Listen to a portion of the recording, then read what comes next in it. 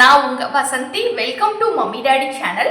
இன்னைக்கு ஒரு குட்டி மோட்டிவேஷனல் ஸ்டோரி தாங்க பார்க்க போறோம். வாங்க பார்க்கலாம். அரச தண்டனை. ரொம்ப காலத்துக்கு முன்னாடி பாடலிபுத்திரம் அப்படிங்கிற ஒரு நாட்டை பார்த்திபன் அப்படிங்கிற ஒரு மன்னர் ஆட்சி செஞ்சுட்டு வந்தாரு. ஒரு நாள் அந்த பார்த்திபன் அரசன் முன்னாடி ஒரு 2 குற்றவாளிகளை கொண்டு அந்த அரச பணியாளர்கள் நிறுத்தினாங்களாம். அரசே, இவங்க மிகப்பெரிய தவறு செஞ்சிருக்காங்க, இவங்களுக்கு தண்டனை கொடுக்கணும், நீங்க தண்டனைய அறிவிங்க அப்படின்னு சொல்லி சொன்னாங்களாம். உடனே அரசர் என்ன தவறு செஞ்சாங்க இவங்களுக்கு எதுக்கு தண்டனை கொடுக்கணும் அப்படின்னு சொல்லி கேட்கும்போது அந்த அரச பணியாளர்கள் அவங்க செஞ்ச குற்றத்தை சொன்னாங்களாம் அரசர் முன்னாடி. முதல் குற்றவாளி அந்த நாட்டில் இருந்த மிகப்பெரிய ஒரு செல்வந்தர் வீட்டுல நிறைய பணம், காசு, பொற்காசுகளை, நகைகளை திருடிட்டான். அதனால இவனுக்கு நீங்க தண்டனை கொடுக்கணும் அப்படின்னு சொல்லி சொன்னாங்களாம். இரண்டாவது குற்றவாளி என்ன தவறு செஞ்சாரு அப்படின்னு சொல்லி கேட்டாராம் அரசர். அதற்கு பணியாட்கள் சொன்னாங்களாம், நம்ம நாட்டுல விவசாய நிலத்துல நிறைய பேர் வேலை செஞ்சுக்கிட்டு இருந்தாங்க. அப்பன்னு பார்த்து இவன் மலையில பகுதியில இருந்து புலி வருதுன்னு கத்தி அது பொய்யான ஒரு தகவலை கொடுத்தனால அந்த ஒரு நாள் வேலை நின்னு போயிடுச்சு. எல்லாரும் பயந்துக்கிட்டு அந்த விவசாயத்தை செய்யாம பயந்து போய் அவங்க வீட்டிலேயே முடங்கி இருந்தாங்க. அதனால இவனுக்கு ஒரு தண்டனை கொடுங்க அப்படின்னு சொல்லி சொன்னாங்களாம் அரச பணியாட்கள்.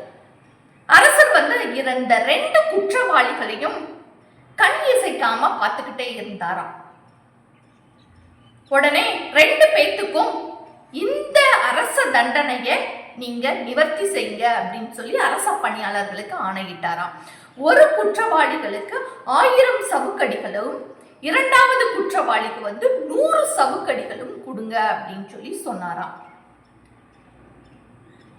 உடனே அரச பணியாளர்கள் கேட்டாங்களாம், எந்த குற்றவாளிக்கு 100 தண்டனையும் எந்த குற்றவாளிக்கு 1000 சவுக்கடிகளும் கொடுக்கணும், எனக்கு புரியலையே, நீங்களே தெளிவா சொல்லுங்க அப்படின்னு சொல்லி கேட்டாங்களாம். அதுக்கு அரசர் சொன்னாராம், அந்த செல்வந்தர் வீட்டுல பணமும் நகையும் திருடின அந்த குற்றவாளிக்கு 100 சவுக்கடிகளும், விவசாய நிலத்துல வேலை செய்ய விடாம தடுத்த அந்த விவசாயிகளை துன்புறுத்திய காரணத்தினால, அவரை பயமுறுத்திய காரணத்தினால இந்த குற்றவாளிக்கு 1000 சவுக்கடிகளையும் கொடுங்க அப்படின்னு சொல்லி அரசர் தண்டனை விதிச்சாராம். உடனே பணியாட்கள், என்னடா இது, அரசர் பணம் நகை அவ்வளோ பெரிய செல்வந்தர் வீட்டுல திருடி இருக்கான், அவனுக்கு 100 சவுக்கடிகளை தான் கொடுக்க சொல்றாரு, விவசாய நேரத்துல சும்மா அவங்கள பயமுறுத்தி ஒரு நாள் வேலையை தான் அவன் கெடுத்தான், அவனுக்கு போய் 1000 சவுக்கடிகளை கொடுக்க சொல்றாரே அப்படின்னு சொல்லி புரியாம ஒரு குழப்பத்தோடைய அரசரை பார்த்து நின்னாங்களாம். உடனே அரசர் அவங்களோட குழப்பத்தை தெரிஞ்சுக்கிட்டு அதுக்கான விளக்கத்தையும் தெரிவிச்சாராம். அதாவது, இந்த உலகத்துல பணம், நகை, காசு இது எல்லாமே இப்ப இழந்தோம் அப்படின்னா எதிர்காலத்துல நம்மளால சம்பாதிச்சுக்க முடியும். அது ஒரு பெரிய ஒரு குற்றம் கிடையாது. அதனால அவனுக்கு அந்த பணம், நகைகளை திருடின அந்த நபருக்கு 100 சவுக்கடிகளை கொடுக்க சொன்னேன். ஆனா எல்லா மனிதர்களின் வாழ்க்கையிலும் மிக முக்கியமானது நேரம். ஒவ்வொரு மணித்துளியும் ரொம்ப ரொம்ப முக்கியம். அதை இழந்தோம் அப்படின்னா எதிர்காலத்திலையும் சரி, இப்ப இருக்க நிகழ்காலத்திலையும் சரி, நம்ம திருப்பி எடுக்கவே முடியாது. அவ்வளோ பெரிய குற்றத்தை செஞ்ச அந்த நபருக்கு 1000 சவுக்கடிகளை கொடுக்க சொன்னேன். ஏன்னா பணத்தை விட எப்பவுமே நேரம் மனிதனோட வாழ்க்கையில ரொம்ப ரொம்ப ரொம்ப முக்கியத்துவம் வாய்ந்தது. அதனால அவளுக்கு 1000 சவுக்கடிகளை கொடுங்க அப்படின்னு சொல்லி சொன்னாராம். அதுவும் இல்லாம வேளாண்மை அப்படிங்கிறது எவ்வளோ பெரிய முக்கியத்துவம். நம்ம எல்லாருக்கும் உணவு அப்படிங்கிறத படைக்கிற ஒரு கடவுள். அவங்களோட வேலை நேரத்தையே வீணடிச்சிட்டாங்க. அதனால இவனுக்கு 1000 சவுக்கடிகள் அப்படிங்கிறது மிகச் சரியான தண்டனை அப்படின்னு சொல்லி சொன்னாராம். உடனே அந்த அரச பணியாளர்களும் அரசர் சொன்னது சரிதான் அப்படிங்கிறத புரிஞ்சுக்கிட்டு அந்த தண்டனைகளை நிறைவேற்றினாங்களாம். அதே போலதாங்க இந்த அரசர் சொன்ன மாதிரி தான் நம்மளோட வாழ்க்கையில பணம், காசு, பொருள் எது இழந்தாலும் திரும்பி நம்மளால எடுத்துட முடியும்.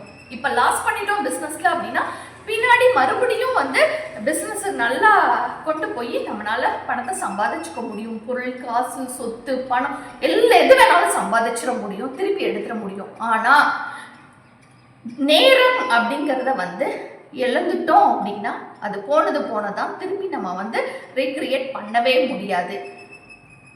நம்மளோட இளமை காலம் எப்படியோ அதே போலதான் நேரம் அப்படிங்கிறது மனிதனோட வாழ்க்கையில ரொம்ப ரொம்ப ரொம்ப முக்கியத்துவம் வாய்ந்தது. அதனால ஒவ்வொரு மணித்துளியும் நம்ம மிகவும் பயனுள்ளதாக பயன்படுத்தணும் அப்படின்னா அது நம்மளோட வாழ்க்கைக்கு நம்மளோட வாழ்க்கை முன்னேற்றத்தையும் நல்ல பயனுள்ளதாக கொண்டு போய் அமைச்சு கொடுக்கும். அதனால எல்லாரும் நேரத்தை மிக கவனமாகவும் கச்சிதமாகவும் பயன்படுத்தி வாழ்க்கையில முன்னேறலாம். அதைத்தான் இந்த கதை நமக்கு சொல்ல வருது. ஓகே, இந்த கதை உங்களுக்கு பிடிச்சிருக்கும்னு நினைக்கிறேன்.